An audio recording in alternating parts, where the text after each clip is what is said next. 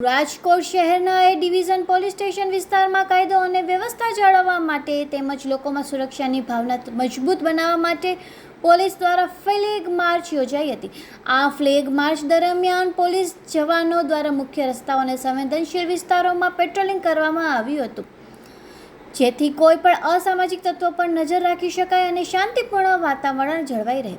Police અધિકારીઓએ જણાવ્યું કે પ્રકારની કામગીરીનો મુખ્ય હેતુ નાગરિકોમાં વિશ્વાસ જાગૃત કરવો અને કાયદાનું પાલન સુનિશ્ચિત કરવું છે।